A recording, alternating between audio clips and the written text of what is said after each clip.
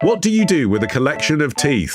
Was one of the workaday queries that we tackled in Answer Me This 417. Yes, very thought-provoking. I've got so many ideas now for my immense collection of teeth. Next month, should I open a scab library? Well, Dan from Sydney has been in touch to say, your tooth fairy conversation reminded me of a holiday incident when our daughters were 4 and 5, respectively. Mm-hmm. One had a loose tooth and the other had a loose toenail from when her big toe had been crushed by a heavy stool some months earlier. Ooh. I presume he means stools as in bar stools, not bowel movement stools. One morning, he says, we awoke to gleeful cries of, my tooth fell out and my toenail fell off. What are the odds on the same morning? On the very same day. The tooth was accounted for, he says, but the toenail was not. Uh-oh. Then began a frantic hunt for the missing toenail. Oh. Which I imagine is quite small on a 4 or 5-year-old. Yeah. Like the thing that you're looking for is not like finding an adult toenail that's the size of a postage stamp. I think it could be a gripping story. Wes Anderson has made films of less. Or it's like Find the Afikoman, but bodily. But this wasn't our apartment. Oh. And the idea of the next guest or the cleaner discovering her withered toenail was unthinkable. No, it's not. Cleaners of holiday apartments have really seen it all. That is absolutely right. A toenail clipping, that's got to be a common leaving. A full toenail, it's got to be unremarkable, hasn't it? At least it's not moist. Yes. But I still understand the anxiety of the parent who doesn't want to leave that detritus behind as representative of their stay. Yes, I appreciate that, not wanting to make work for other people. Good for you. He concludes his email, fortunately, the toenail was located behind the couch, but I can't wait for the day when our children's baby teeth stop falling out of their faces. Now, Helen, I was certain that email was instead going to conclude, and thus we invented the toenail fairy to keep things fair. What the fuck, Dan? Surely that night, one of them wanted the tooth fairy, the other one must have said, what happens to my toenail? Did you just kill their dreams then? Did you say one body part is more valuable than the other? And there's no logic behind, as we said in AMT 417, the tooth fairy supposedly keeps it to build castles or bullshit. So, I mean, it's no different. Like, you can fashion all sorts of materials out of keratin. Could be a toenail fairy that's creating biomedical applications like sponges. In fact, it makes less sense that there is a tooth fairy than there being no toenail fairy. Exactly. In a sense, if there are fairies, there should be a fairy for everything. Every body part, every hair, every blob of snot. If you were a fairy for any body part, Helen, what would it be?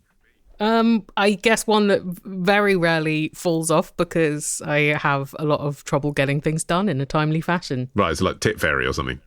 Tit fairy. Mastectomies are quite a common procedure. Sure.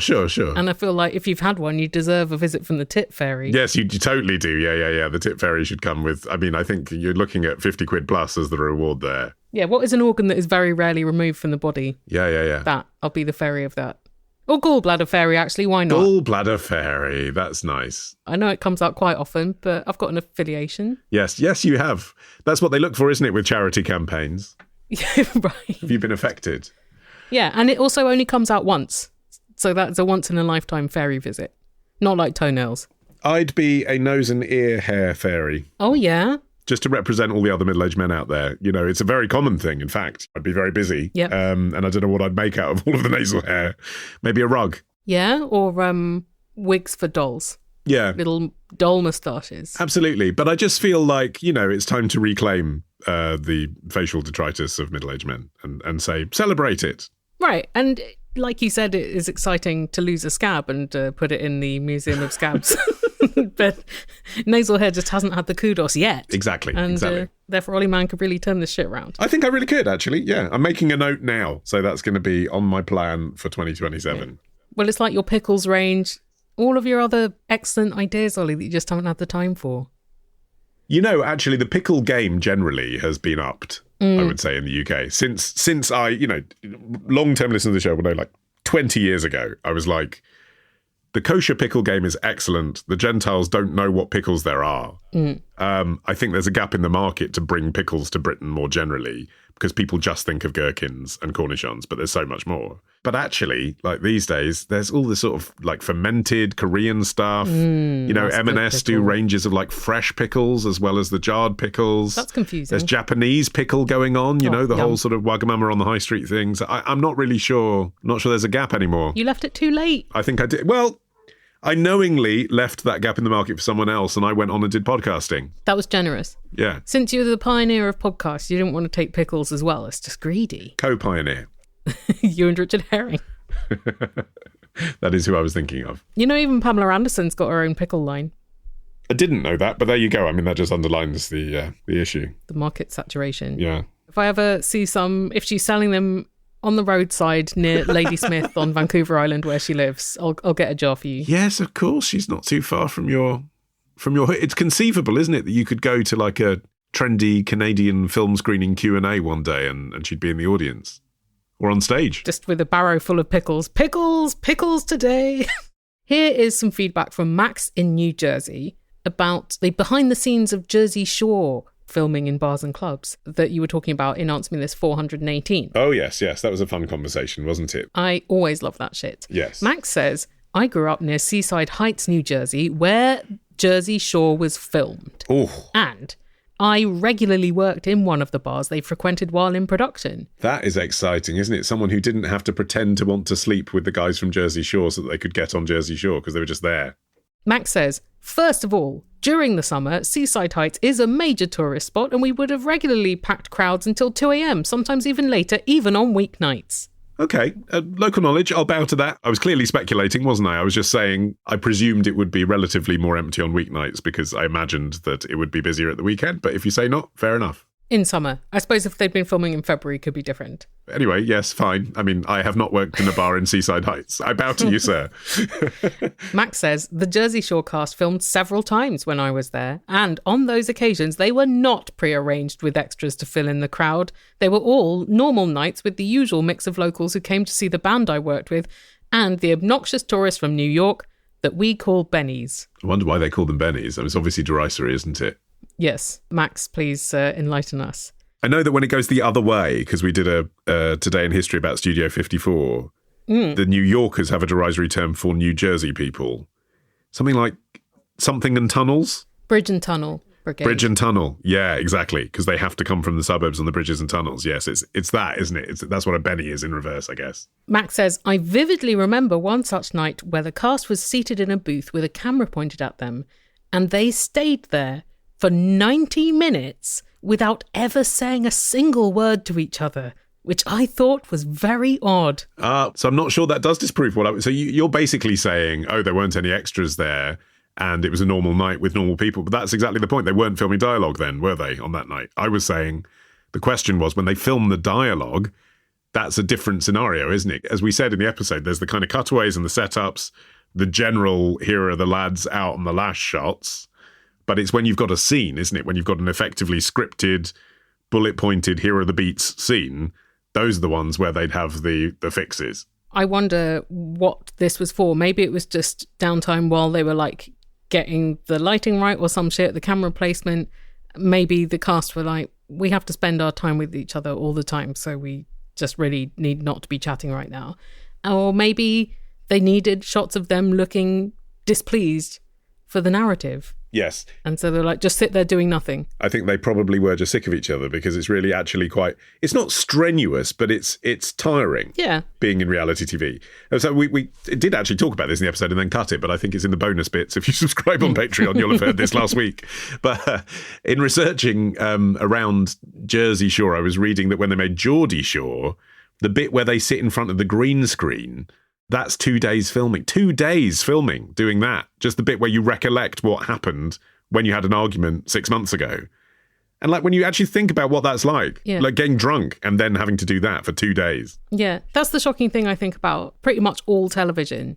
It's not, oh, how do they shoot a club scene with the music? It's how long everything takes and how tedious it is. That's why I chose radio over telly, Helen, having worked in telly, and now fucking radio is becoming visualised. So it's like, oh. I know. I didn't get into audio to be perceived. Exactly. Yeah. I prefer the imagination version of me that you're listening to right now. Yes. Incredibly hot. Yeah. I'd fuck him.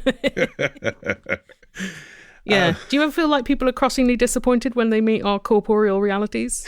I think you just always build up a version in your head, don't you, of what a particular voice is. Brought vividly home to us both when we worked with Steve Wright. That is a man whose voice everyone in the UK had grown up with, even if they didn't consciously listen to Steve Wright in the afternoon, just on in the background everywhere. So when you see that voice, that iconic voice come out of that man, you know, that disheveled, middle-aged, ordinary-looking man, it was a shock, because it's like, that's not Steve Wright in my head. Also, Steve Wright's press shots were many years old at that point. We're 20 years older, yes. Yeah, but as are mine, because I never think, I should get some press shots done. And then I'm like, oh, shit, when I need one. Sure.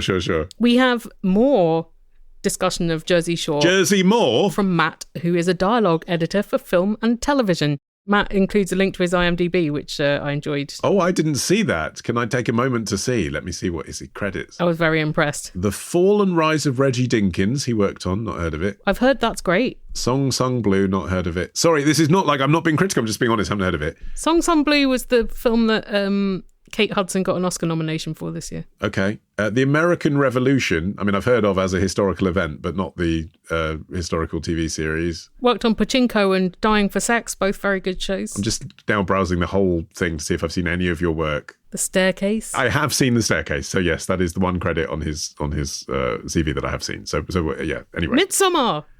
Yeah, not seen it. Sorry. Anyway, well done, Matt. I love that you have an IMDb. Matt says, fun to hear a really rather accurate appraisal of my chosen craft and profession of film and television audio. Yes, see? Me bullshitting about it was still accurate. There you go. I must say up front, I didn't work on Jersey Shore. I was still in university then, but I was listening to Answer Me This while Snooki and the gang were airing all those years ago. Olly, a lot of your research was, I think, spot on. A few additional tidbits. If music is playing back in scene in a film with extras dancing, we often use what's called, at least in America, a thump track, which is just a steady pulse of bass or a very low frequency at the tempo of the song that will be there. Yeah.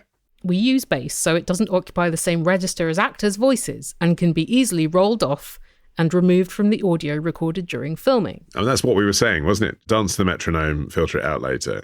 I'd forgotten this when we were recording it, but I was in a film as an extra and had to do that. I just weirdly forgot to... Oh, just forgot. Oh, I've led such an exciting showbiz life. It slipped my mind that I had an experience exactly relevant to what we were talking about. It did, yeah. I forgot to manecdotalize it. Well, get on the case now. So since I'm on IMDb anyway, let me see if the film that I'm in the background of has an IMDb page. Hold on.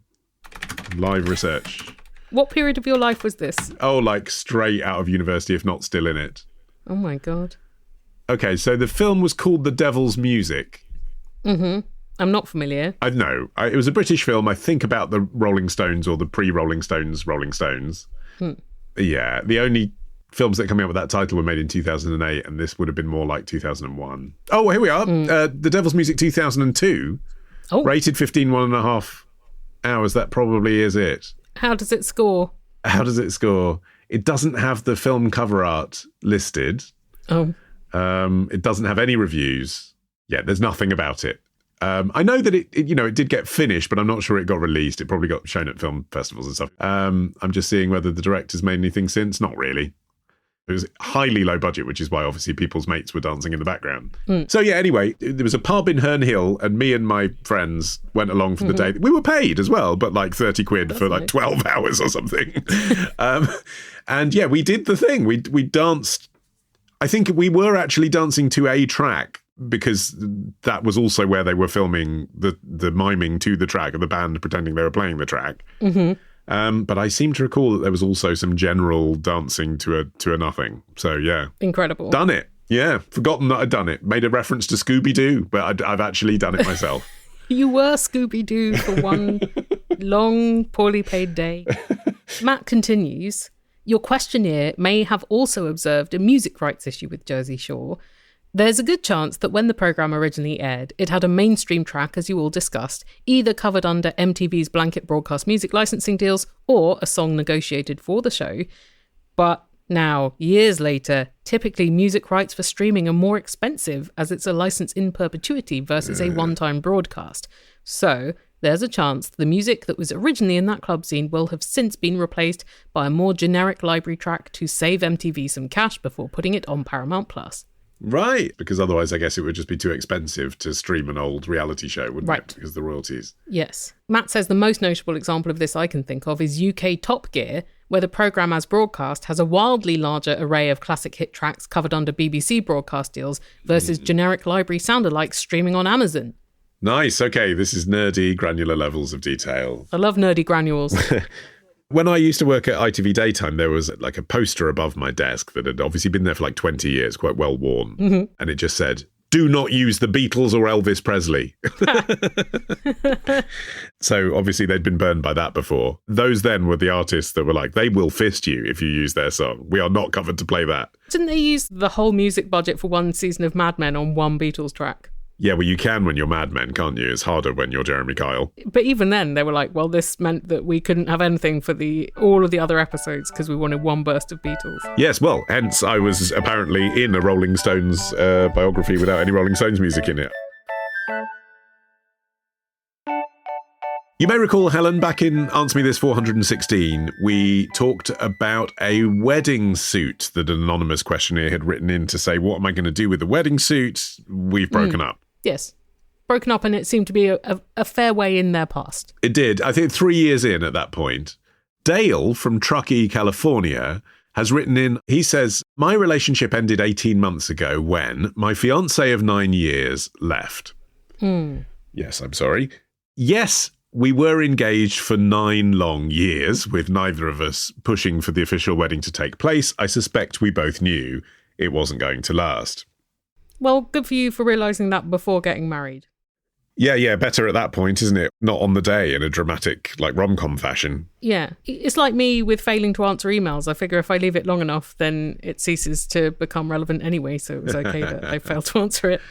I mean, it's interesting, like, he's preempting what he thinks, I think, we might have said there. Like, you were engaged for 9 years. And that must be through experience of lots of people saying to him, oh, well, you know, if it's been that long, maybe it was never going to work. But actually, just on that side note, in my experience, it's not true. I know quite a few people that have been engaged for ages and just haven't got round to it. And it's not because there's some sort of unconsummated part of their relationship. My colleague, Olly from The Modern Man, when I met him in 2015, was still engaged to the same person he is now, who is now the mother to his child, and they live together and have a mortgage. Yeah. So, yeah, arm shrug emoji. Some people, they just, you know, like being engaged. I think that's very reasonable because, A, living together with a mortgage and having a child are both commitments, enormous life commitments. Yeah. And I'm not sure that marriage is a more significant one than either of those. But also, like, when Martin and I got engaged, that felt like a kind of shift in our relationship. But I didn't feel a similar shift when we got married. Yes. Yeah. I agree. He says, I've been hanging on to the engagement ring, though, because I don't know what to do with it. Right. Tiny napkin ring? Tiny tiara. In California, where I live, an engagement ring is legally considered a conditional gift, meaning I need to give it back regardless of the circumstances. We talked about this, didn't we? Gifts with conditions. Are they really gifts at all, say I? Yeah, this is complicated. And also because it's 18 months ago, it becomes more complicated because if you'd given it back straight away, then you'd be free of this dilemma. Well, if your fiancé had asked for it straight away, I think that would make a difference. We're going to come on to this. He says, my fiancé is the one who ended the relationship, so I feel like I should keep the ring despite the legal definition of this gift. My ex wouldn't expect the ring to be returned, nor would he care about the legal definition. That's not something he would concern himself with. All right. We have a fine relationship now, as we have dogs together, and could talk about this, but I'd rather not. It would just bring up too much from our past. Why bother? Mm-hmm. And what would you suggest that I do?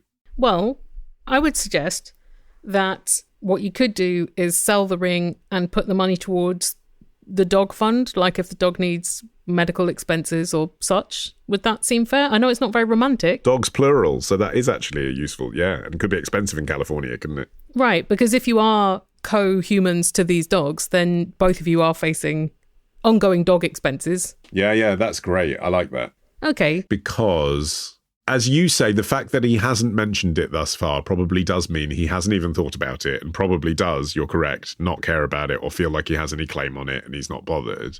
And so if you wanted to keep it for yourself, if it actually was bringing you some joy, even if only in a nostalgic keepsake box, then I think that would be fine for you to keep it. But when it comes to selling it, when you started your answer there and you were like, I would suggest selling it, I was like, ooh. I think if you sell it or pawn it, then I think you do have to tell him, because at that point, A, as you say, he is legally entitled to it, and B, since you still see each other, who knows? He might ask about it in the future one day, and you don't want to then reveal, oh yeah, I sold it and I kept the money. But the dogs thing was ingenious, Helen. Oh, thanks. I hadn't thought about that. I thought, God, what do you do? Do you just sell it anyway and then come to him having said, look, I've had an offer for X amount of dollars. Shall we split it and see what he says? Maybe he'll say keep it. But if he says split it, fair enough. At least you get to keep some of it. But your idea is better go towards your dogs. That is your joint project together. That is, in effect, the fruits of your marriage, of your aborted marriage. So, yeah, spend the money on the kids, definitely. I know you said you didn't want to have this conversation because it was going to dredge up things, but do you think you could have it if you have this plan in place? Yeah, sort of build up to it. So it's not like, what do you want me to do? It's like, here's an idea for what to do with this thing that is sort of hanging over me. Would you agree to that? Pass him the leaflet on the coffee table. Slide it over like a prospectus for a private school. Leaflet for what? So you've got an engagement ring for a relationship that is now finished? No. A leaflet for the dog hotel or the dog outfit or the dog car, wherever the fuck you can spend the dog money on. Dog car. Yeah, I've sold my engagement ring to pay for driving lessons for the dog. Sell him the dream. That's all I'm saying. Sell him the dream. Sure. The other thing would be, depending on what it's made out of, could you get a jeweler to reconfigure it into something that you would like and that didn't have associations for you? Or would it still be too uncomfortable because the association was too strong? Yeah, or could you actually halve it, but then that is kind of destroying it, and then give him half and say, I've made it into whatever it is, nipple rings, ear studs. Sure, yeah, get matching nipple rings with someone you're no longer in a relationship with. Not at all weird. Hold on, the answer's staring us in the face. It's a combination of all the things we're saying. Dog jewellery, dog jewellery, dog jewellery. Oh, That's yeah. what to do with it. That's what you do with it. You make two dog jewellery things, one for each dog. It's keeping the dream alive through your furry children, but also it's accessorizing the dogs in a fun way that isn't then worth money to steal the dogs because it's effectively destroyed the jewellery. Done. Dog jewellery. Okay. They are in California, which as a state I think would have more dog jewellery than most, but they are in Truckee, which, dial that backwards a bit. Right, okay. It's not like they're in San Francisco. A bling pooch in any part of the world is appreciated. Well, please send us pictures if that's what you get. Please. Rob from Durham is ending this edition of Answer Us Back. Congratulations, Rob, you're headlining. Yeah. With the following humdinger of a piece of feedback. He says, I have been enjoying the Answer Me This return. Thanks. It allows me to ask something that I intended to ask when you ended the podcast, but never got round to. Oh. Question he's been sitting on since 2021. Wow. You're both comedy fans, and you both work in performance of various kinds. That part is true. Yeah, I'd partially challenge that statement. It feels like it could be said of me, but it isn't fundamental to me. What, comedy fandom or the other thing? Both things, really. Okay. But I see, it's not like a million miles. It's not like you said, you're both racing drivers and you eat loads of ham. But you haven't nailed me there. But anyway, here's the question. The elusive Olly man cannot be nailed. Did either of you ever try stand-up comedy in your career? Oh. And if so, how did it go and were you ever any good at it? I didn't really. I did a lot of stand-up adjacent things where I would perform with stand-ups but not do stand-up. But I did write like weird little plays and I was in sketches and stuff, and I used to run a comedy club with Josie Long, and I did on-stage embroidery during a 12-night run she had at the Soho Theatre where I was embroidering a different scene from her show each night. Bet Josh Widdicombe never did that. Not yet.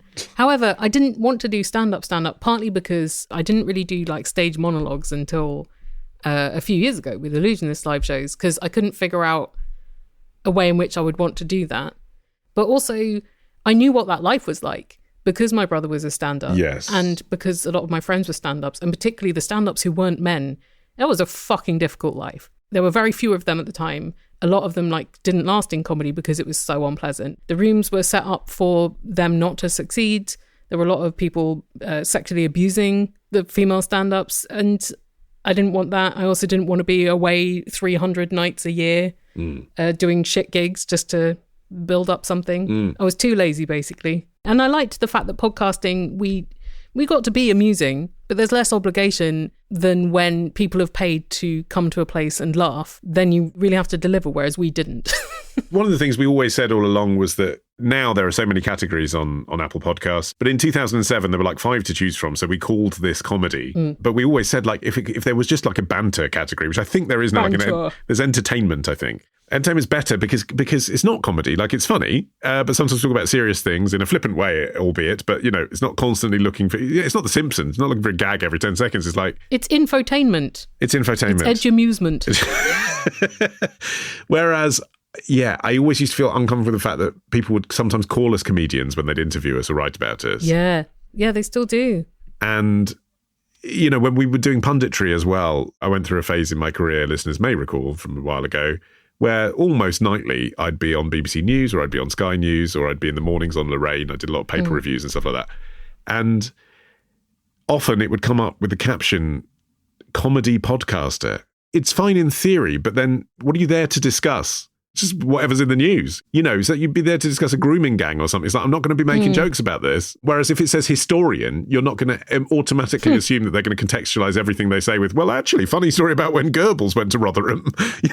It's not necessarily connected. Sometimes it is, sometimes it isn't. Yeah. So I always used to say, can you just call it podcasting? You just say podcaster. But then, of course, then I'd have Eamon Holmes grilling me for half an hour about what a podcast was. So that was hard as well. What's that? How can you make money? Yeah. Oh, my God. To answer the question head on, I did sort of try stand-up comedy. I wouldn't call it in my career because I was still at school. But when I was in the Rushmore stage of my life, and I was head boy at my school and putting on, morning assemblies and singing, dancing, award shows and stuff, I created a couple of opportunities per year for me to stand up in front of the entire school and basically do a comedy monologue for 7 minutes. Like you were Billy Crystal hosting the Oscars. Yes, exactly my influence, yes.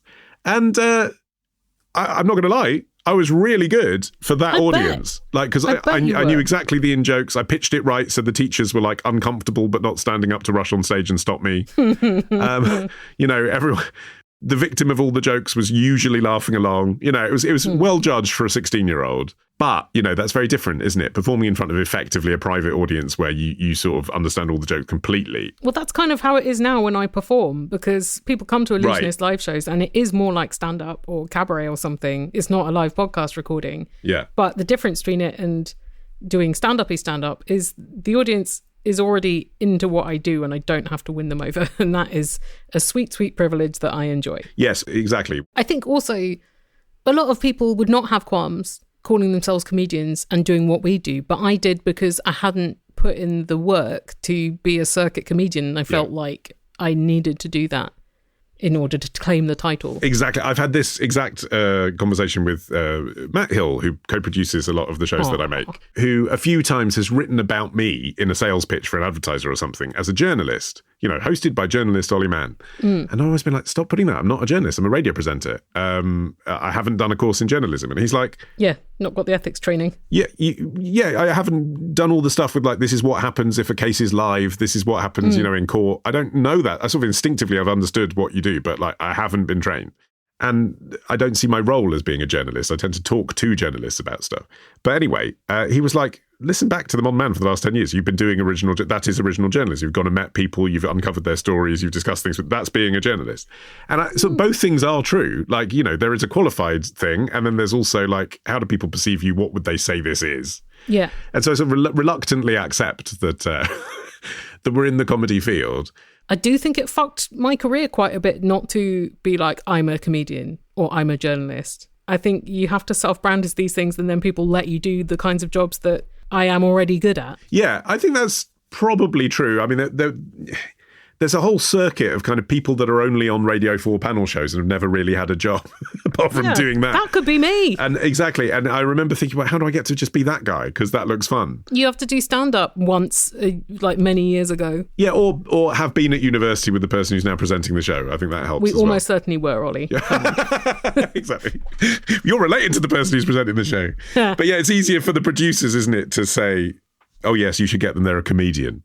Yeah, even if they're not, even if they do less than we do. Yes. So that's vexing, but I just didn't want to. I would have felt like it was disingenuous. So career fuckage, I took, I suppose. Yeah, but we are genuous. That's the thing. That's the authenticity we're selling, isn't it? What price? It commands no price these days, Olly. No one gives a shit. I don't know. Well, it commands a certain price on Patreon, for which we're very grateful. Oh my God, the skills of the man. There you go. Radio presenter, not journalist. If you would like to support... Could a journalist do this? If you would like to support this show in its ongoing quest to be as genuine as possible and not necessarily comedy, then please do continue to send us money at patreon.com/answermethis, because you are keeping us afloat. We massively appreciate it. Thank you. And you could have, if you had done that, you could have been listening to this now without having to hear the ads that have been injected in it throughout. Also, please send us your questions for the next Answer Me This, which lands in your pod feed on the 25th of June. And keep sending your feedback on Answer Me This episodes, old and new. We love seeing your responses to these things, some of which are buried deep in the feeds and our memories. Indeed. And also your petty problems as well. If you have a petty problem, yes. Something that's too insignificant even to be considered a piece of feedback, we have a show for that too. It is our live stream series, Petty Problems. The next one is on Sunday, the 28th of June. You can join in live if you join us at patreon.com/answermethis. Yes. And if you don't want to stay up late to join it, then it is available afterwards for not live viewing too. It is at patreon.com/answermethis. Did I mention that URL? I think I may have done. No, I didn't hear you mention it once. Bye-bye.